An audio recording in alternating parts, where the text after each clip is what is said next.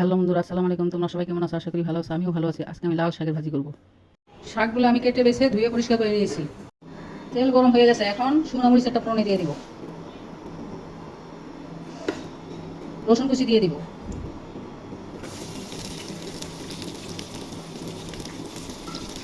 রসুনগুলো বাদাম রং হয়ে গেছে, এখন পেঁয়াজ কুচি দিয়ে দিব,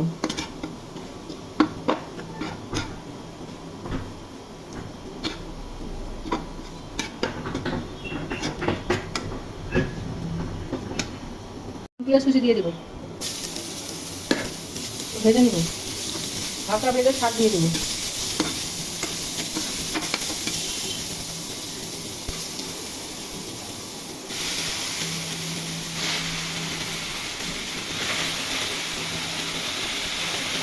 শাকগুলো ঢাকা দিয়ে দিব, পরে উঠে দিব। ঢাকনা উঠে রেখে শাকটা নেড়ে ছেড়ে দিয়েছি, এখন আরেকবার নেড়ে ছেড়ে দিয়ে দিচ্ছি শাক দিয়ে।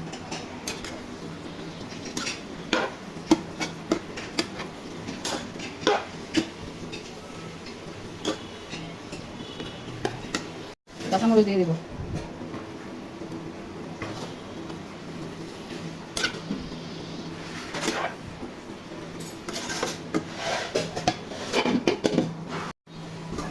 শাক নেড়ে ছেড়ে আরো দুটো নেড়ে ছেড়ে দিয়েছে, এখন লবণ দিব,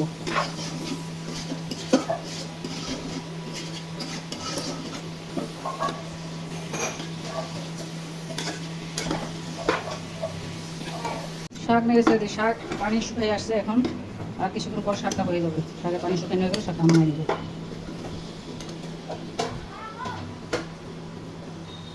লাল শাকের ভাজি হয়ে গেছে। রান্নাটা ভালো লাগলে ইউটিউব চ্যানেলটা সাবস্ক্রাইব করো, ফেসবুক পেজটা ফলো করো। খোদা হাফেজ, বাই বাই। নতুন কোনো রান্নার রেসিপি নিয়ে আবার আসবো।